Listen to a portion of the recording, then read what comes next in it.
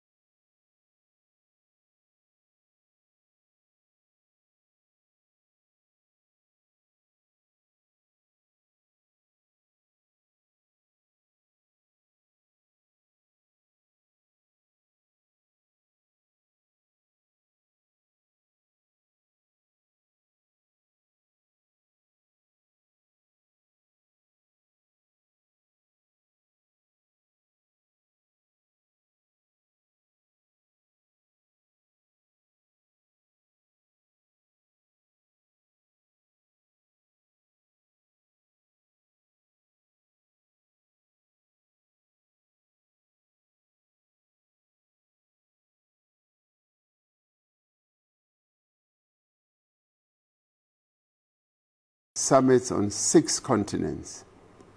I've never experienced warmth like this. A Japanese delegate had this to say: "Your security guards smile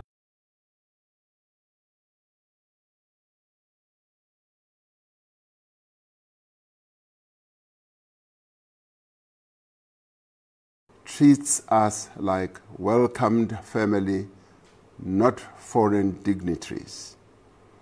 Commenting about our Ubuntu philosophy, one trade representative said, "In other countries, hospitality is a transaction. Here in South Africa, it feels like a tradition." A French delegate shared something profound when they said, "We came to discuss economic frameworks, but what we'll remember is how your people made us feel. That is not soft power. That is real power." Dr. Ebel concludes by saying, "This weekend, the world's most powerful people aren't talking about our GDP or our credit ratings. They are talking about our people. And that's a currency no economy can print." World leaders, diplomats, delegates, and observers have been sharing their own impressions online as well. The Prime Minister of India, Narendra Modi, said, "Thanks to the wonderful people of South Africa and the government of South Africa for organizing the summit." The Managing Director of the International Monetary Fund, Kristalina Georgieva, praised South Africa's incredible hospitality. Germany's Chancellor Friedrich Merz posted, "In a difficult international environment, it is important to preserve the G20 as a forum for global coordination and to firmly integrate Africa. Thank you for your hospitality and ambitious presidency in these turbulent times." The UN Development Programme's South Africa representative wrote, "South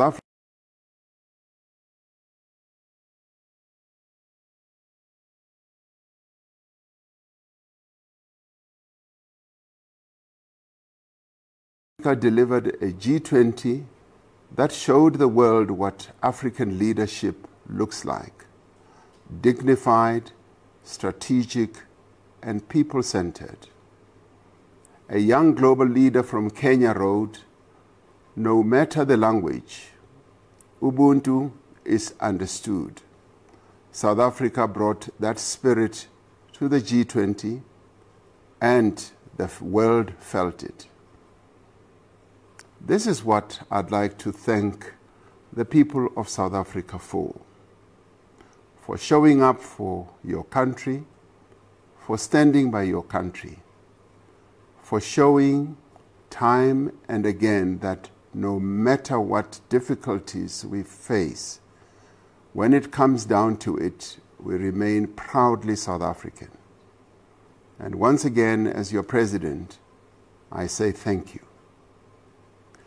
Over the past year, our country has hosted tens of thousands of delegates in more than 130 meetings in every part of our country, from Gqeberha to George, Cape Town to eThekwini, Hoedspruit to Polokwane. We've also held meetings in other cities on the African continent and beyond our shores related to our G20 presidency. Drawing from Brazil's G20 presidency last year, we convened the G20 Social Summit to advance the voice of civil society and ordinary people. The Social Summit, which was attended by more than 5,000 people from around the world, was an exceptional celebration of the diversity and vibrancy of global civil society. I know some of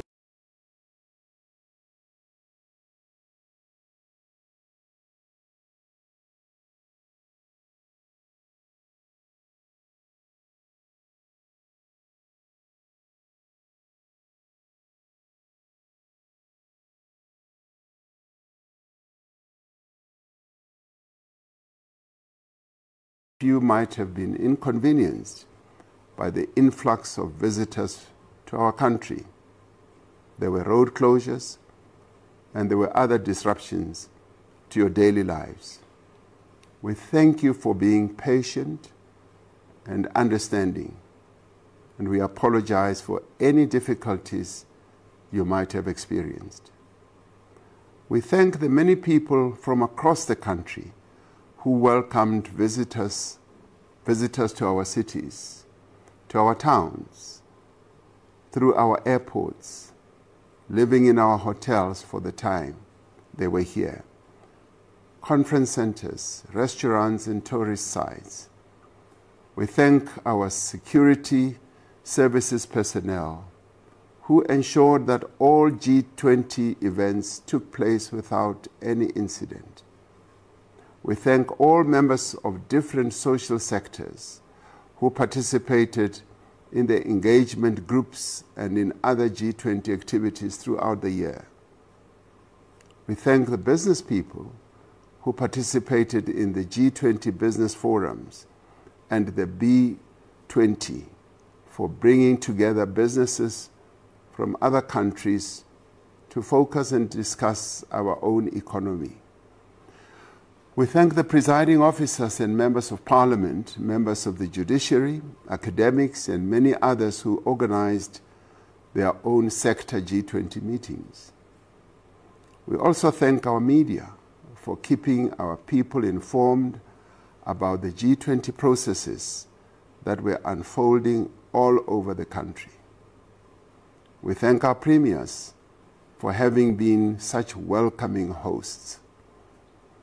We thank our mayors, our councillors, and municipal workers who worked so hard to prepare our host cities and towns for the arrival of our visitors, particularly in Johannesburg, which hosted the Leaders' Summit. These cities and towns showed what can be done when a concerted and coordinated effort is made to fix potholes and street lights, to clean up our streets and maintain our infrastructure. This must continue past the G20 and must be expanded to areas of our towns and cities that have been neglected. This is the time to improve service delivery. We thank our Deputy President, our ministers and deputy ministers, our G20 Sherpas, and government officials who guided the deliberations with wisdom and purpose. They did considerable work to prepare the drafting of the declaration that was adopted. Most importantly, I wish to thank each and every South African for contributing to this great success and for showing the world the strength of our values, the generosity of our people, and the power of what we can achieve when we work together. The impact of South Africa's G20 extends beyond the warm welcome and the memorable experiences of our visitors. From the outset, we placed Africa's growth and development at the heart of the G20's agenda. We undertook this responsibility at a time when the world is facing complex challenges, from wars and conflicts to rising inequality and the urgent threat of climate change. These challenges cause hardship and suffering across the world. They contribute to slower growth, weak investment, and economic stability. These challenges affect many countries, especially in the global south. Here in South Africa, our people are confronted each day with poverty, unemployment, and the high cost of living, which are made worse by poor service delivery in many areas of our country. It is therefore essential that we work together so that we can attract investment, promote inclusive growth, and create jobs. Through the work we are doing together, we are beginning to see the green shoots of an emerging economic recovery. Unemployment is falling and has been recorded as such in recent months. Our public finances are improving, allowing us to steadily reduce our national debt.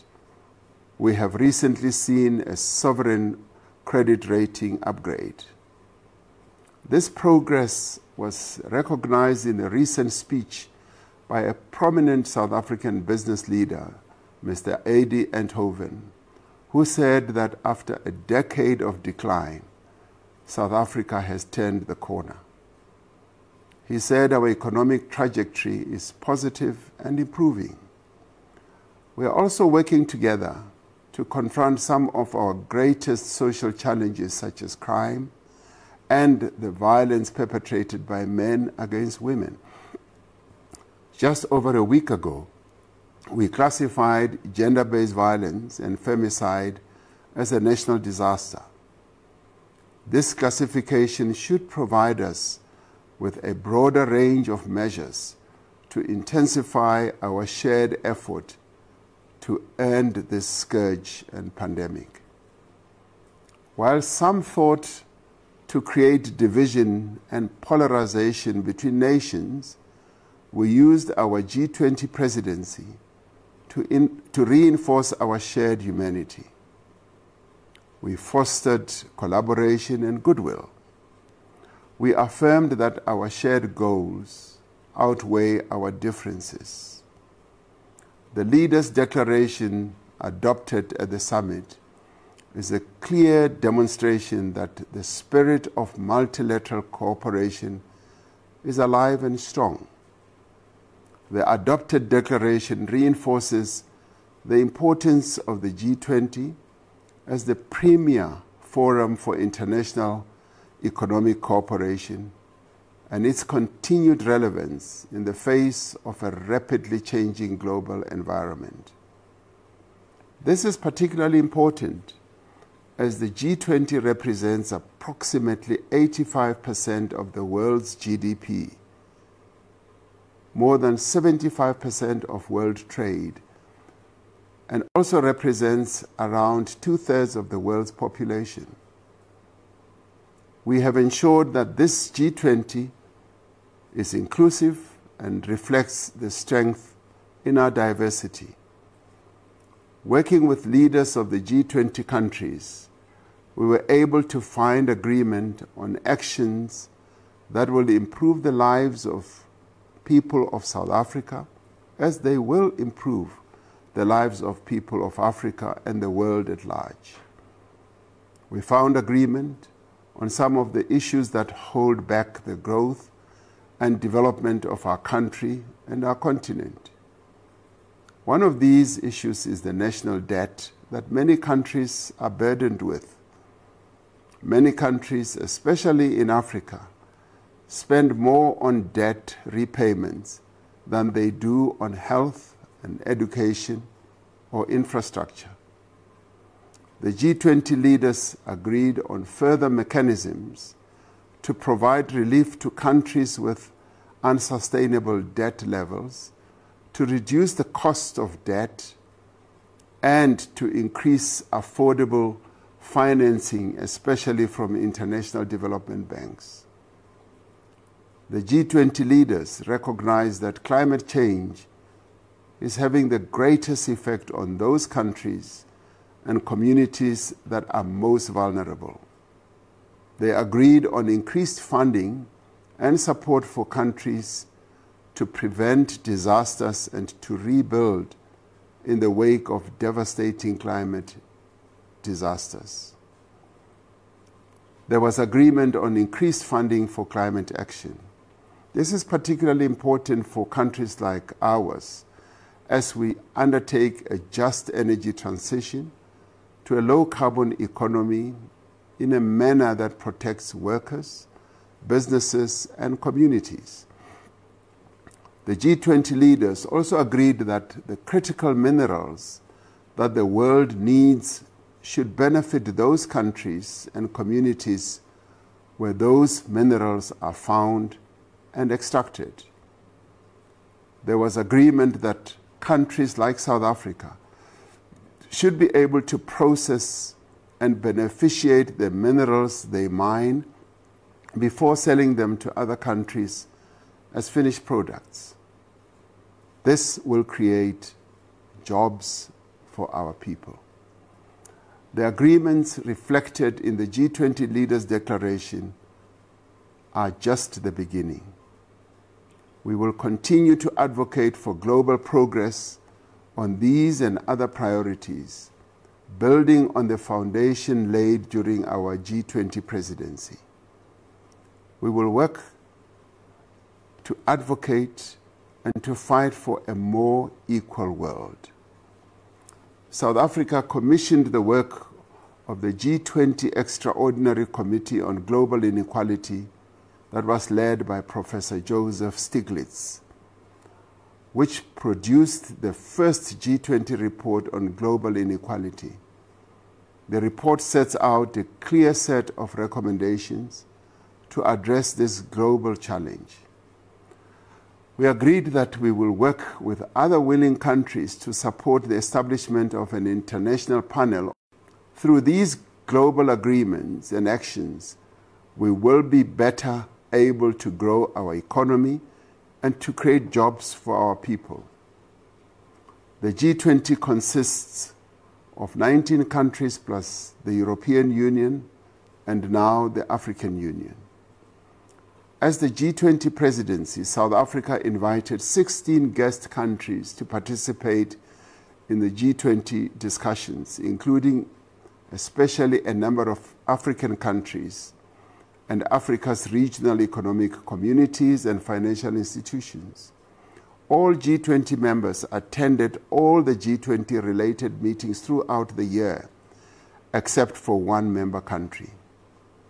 It is regrettable that the United States of America, which is a founding member of the G20 and which takes over the presidency of the G20 from South Africa in 2026, chose not to participate in the G20 Leaders Summit and the final meetings leading up to that summit. It is even more unfortunate that the reasons the United States gave for its non-participation were based on baseless and false allegations that South Africa is perpetrating genocide against Afrikaners and the confiscation of land from white people. This is blatant misinformation about our country. We were most pleased that many organizations, businesses, and individuals from the United States participated in large numbers in G20-related activities such as the Business 20 Summit and the G20 Social Summit. South Africa valued their constructive and enthusiastic participation. Earlier this week, we formally handed over the G20 presidency for 2026 to the United States, observing the appropriate diplomatic protocols. A few days ago, President Donald Trump made a statement to the effect that South Africa would not be invited to participate in the G20 in the United States. He repeated untrue statements about genocide against Afrikaners and the confiscation of land from white people in our country. We must make it clear that South Africa is one of the founding members of the G20, and South Africa is therefore a member of the G20 in its own name and right. We will continue to participate as a full, active, and constructive member of the G20. Despite the challenges and misunderstandings that have arisen between South Africa and the United States, South Africa remains a firm and an unwavering friend of the American people. We recall the great solidarity movement in the United States that stood by our side in our struggle for democracy and freedom. We recall how the Bill of Rights in the United States Constitution inspired us as we wrote our own Constitution.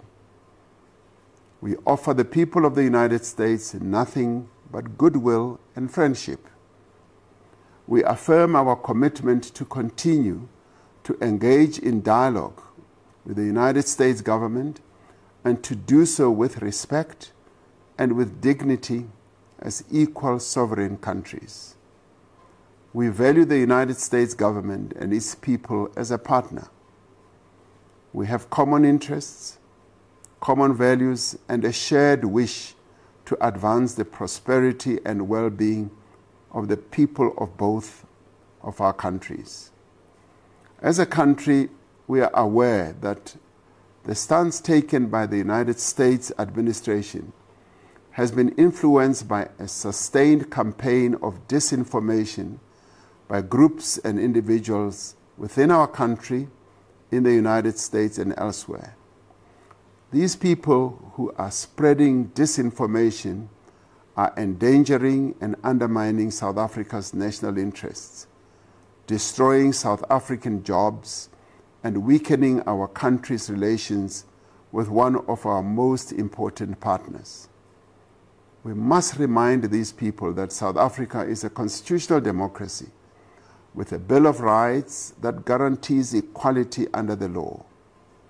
We have an independent judiciary able to uphold our Constitution and defend the rights of all South Africans. We are a country that has a tradition of dialogue, that has an enduring ability to come together to confront the challenges that we face. South African problems must be solved by South Africans themselves. We have now embarked upon a national dialogue where all South Africans from all walks of life, of all races and creeds, are invited to forge a new future for our country. We have determined, in the tradition of Nelson Mandela and other great leaders that have helped to build our nation, that no one must be excluded. Every voice and every perspective must be heard. And as we invite people to participate, we also invite those who are spreading misinformation about our country to bring their concerns and their solutions to the national dialogue. We must never allow others to try to redefine our country and cause divisions amongst us or dictate who we are as a nation. We know who we are. We are South Africans.